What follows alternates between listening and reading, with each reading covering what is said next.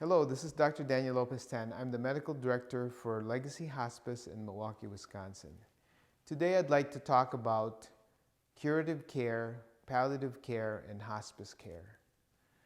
There's a transition of care that happens as patients' illnesses develop and disease becomes more severe, which can sometimes lead to terminal illness and end-stage disease. Traditionally, when we seek medical care, it's the goal of curing a patient and alleviating the symptoms at the same time as you cure the disease.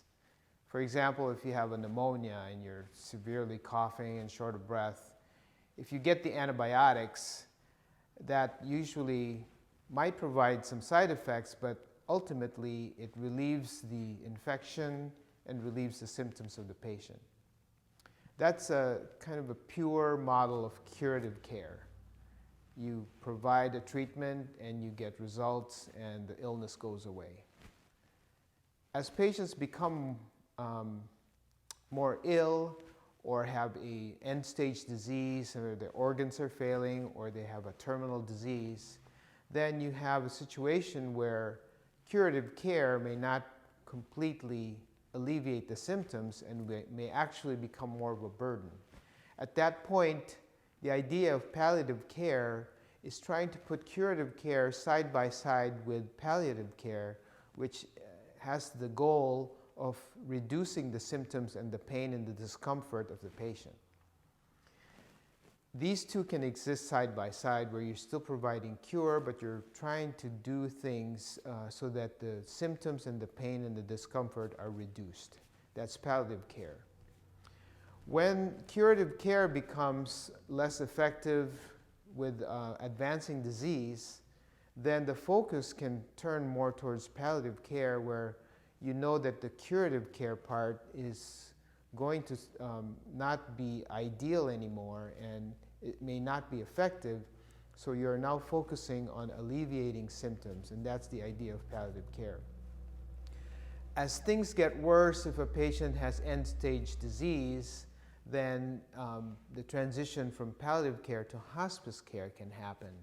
And that's where the ultimate goal is primarily comfort care or hospice care, with the idea that the cure can be stopped and knowing that it's not effective anymore.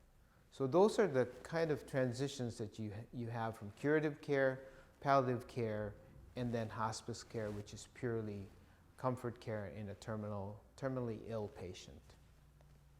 So what happens at the end of life,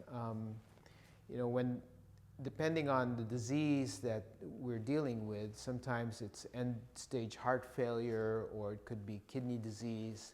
At any rate, what happens is there are a set of symptoms that occur with each disease. For example, with heart failure, you can get shortness of breath and increased edema and all those things. So your treatments can help palliate some of these symptoms, but at some point when you're reaching the end stage, then you just provide comfort care that will help the dying process of the patient. So I know it's not an easy conversation to have, with hospice and terminal illness, but I just wanted to explain sort of the spectrum of how things work with medical treatment. You start with the curing and then palliating the symptoms. When the cure isn't so effective anymore, you focus more on palliating symptoms, and eventually you focus purely on hospice care, which is for terminally ill patients. So I hope that was helpful. My name is Dr. Daniel Lopez-Tan. I'm the Medical Director for Legacy Hospice in Milwaukee, Wisconsin. Thank you.